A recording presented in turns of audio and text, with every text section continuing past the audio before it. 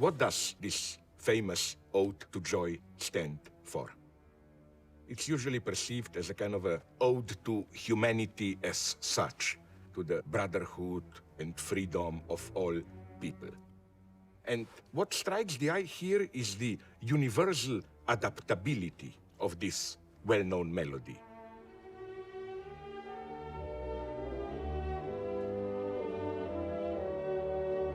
It can be used by political movements which are totally opposed to each other. In Nazi Germany, it was widely used to celebrate great public events. In Soviet Union, Beethoven was lionized and the Ode to Joy was performed almost as a kind of a communist song. In China, during the time of the Great Cultural Revolution, when almost all Western music was prohibited, the Ninth Symphony was accepted. It was allowed to play it as a piece of progressive bourgeois music.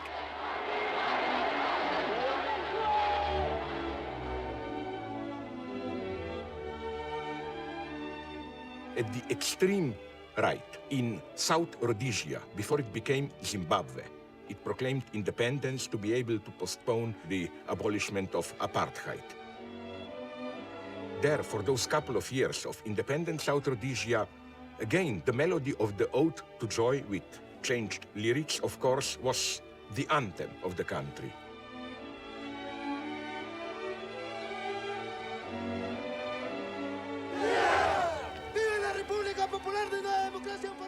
At the opposite end, when Abimael Guzman, Presidente Gonzalo, the leader of Sendero Luminoso, the Shining Path, the extreme leftist guerrilla in Peru, when he was asked by a journalist which piece of music is his favorite, he claimed again Beethoven's Ninth Symphony, Ode to Joy. When Germans were still divided and their team was appearing together at Olympics, when one of the Germans won golden medal, again, Ode to Joy was played instead of either East or West German national anthem. And even now, today, Ode to Joy is the unofficial anthem of European Union.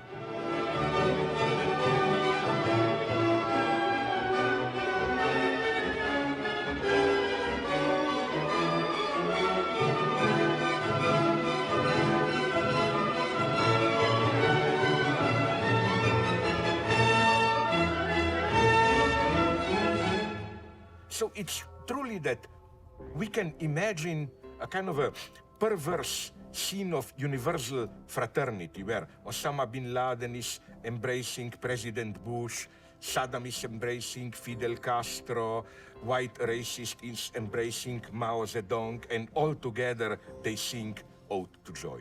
It works. And this is how every ideology has to work. It's never just meaning.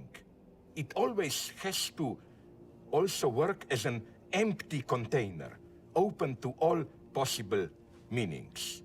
It's, you know, that gut feeling that we feel when we experience something pathetic and we say, oh my God, I'm so moved, there is something so deep. But you never know what this depth is. It's a void.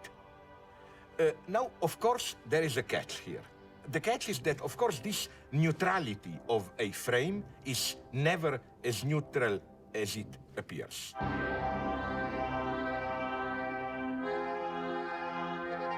Here, I think, the perspective of Alex from The Clockwork Orange enters. We were all feeling a bit shagged and fagged and fashed, it having been an evening of some small energy expenditure, oh my brothers. So we got rid of the auto and stopped off at the Korova for a nightcap. Why is Alex, this ultimate cynical delinquent, the hero of Clockwork Orange, why is he so fascinated, overwhelmed, when he sees the lady singing Beethoven's Ode to Joy? And it was like, for a moment, oh my brothers, some great bird had flown into the milk bar. And I felt all the melanky little hairs on my plot standing endwise. and the shivers crawling up like slow Malenki lizards, and then down again, because I knew what she sang. It was a bit from the Glorious Ninth by Ludwig van. Whenever an ideological text says all humanity unite in brotherhood, joy, and so on, you should always ask, okay, but are these all really all, or is someone excluded? I think Alex, the delinquent from Clockwork Orange, identifies with this place of exclusion. And the great genius of Beethoven is that he literally staged this exclusion. All of a sudden, the whole tone changes into a kind of a carnivalesque rhythm. It's no longer this sublime beauty. Excuse me, brother. I ordered this 2 weeks ago. Can you see if it's arrived yet, please? Just a minute.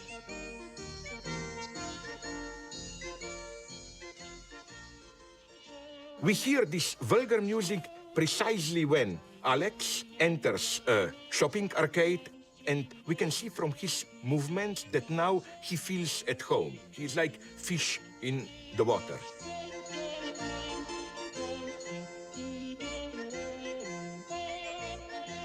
Pardon me, ladies. Beethoven is not a cheap celebrator of the brotherhood of humanity and so on. We are one big happy family enjoying freedom, dignity and so on.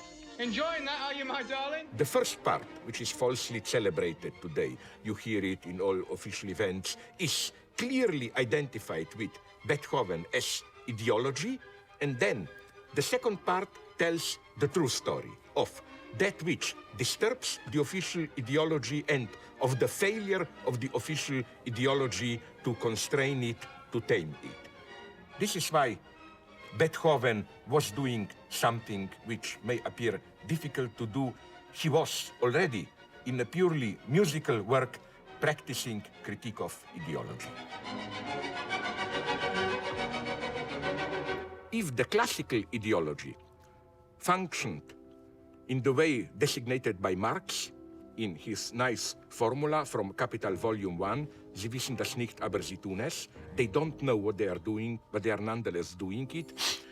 Cynical ideology functions in the mode of, I know very well what I'm doing, but I'm still nonetheless doing it. This paradoxical constellation is staged in a beautiful way in the famous song Officer Krapke in Bernstein's and Sondheim's West Side Story. Hey, you! Who, me, Officer Krupke? Yeah, you! Give me one good reason for not dragging you down to the station house, you punk! Dear kindly Sergeant Krupke, you gotta understand, it's just our bringing up key that gets us out of hand. Our mothers all are junkies, our fathers all are drunks. Golly Moses, naturally we're punks. Gee, Officer Krupke, we're very upset. We never had The delinquent gang enacts a whole explanation, as a musical number, of course, of why they are delinquent. There is good, there is good, there is untapped good, like inside the worst of us is good. Addressing the police officer Krapke, who is not there, but all is addressed at the police officer. Such a good story! Let me tell it to the world! Just tell it to the judge! So one of them adopts the position of a judge. Dear kindly Judge, Your Honor, my parents treat me rough with all their marijuana. They won't give me a puff. Then the psychological explanation. He shouldn't be here. This boy don't need a couch, he needs a useful career. Society's played him a terrible trick. And sociologically, he's sick. I am sick! We are sick, we are sick. The paradox here is, how can you know all this and still do it? This is the cynical functioning of ideology. They are never what they appear to be. Cynical, brutal delinquents. They always have a tiny private dream. This dream can be many things. It can even be something quite ordinary. Let's take the English riots of August 2011. The standard liberal explanation. really sounds like a repetition of Officer Krapke song. We cannot just condemn these riots as delinquent vandalism. You have to see how these people live in practically ghettos, isolated communities, no proper family life, no proper education. They don't even have a prospect of a regular employment. But this is not enough, because man is not simply a product of objective circumstances. We all have this margin of freedom in deciding how we subjectivize these objective circumstances, which of course determine us. How we react to them by constructing our own universe. The conservative solution is we need more police, we need courts which pass severe judgments. I think this solution is too simple. If one listened closely to some of David Cameron's statements, it looked as if, okay, they are beating people, burning houses, but the truly horrible thing is that they were taking objects without paying for them. No, that's the ultimate sin that we can imagine. In a very limited way. Cameron was right. There was no ideological justification. It is the reaction of people who are totally caught into the predominant ideology, but have no ways to realize what this ideology demands of them. So it's a kind of a wild acting out within this ideological space of consumerism. Even if we are dealing with a apparently totally non-ideological brutality, I just want to burn houses to get objects, it is the result of a very specific social and ideological constellation, where big ideology, striving for justice, equality, etc., disintegrates. The only functioning ideology is pure consumerism, and then no wonder what you get as a form of protest. Every violent acting out is a sign that there is something you are not able to put into words. Even the most brutal violence is the enacting of a certain symbolic deadlock.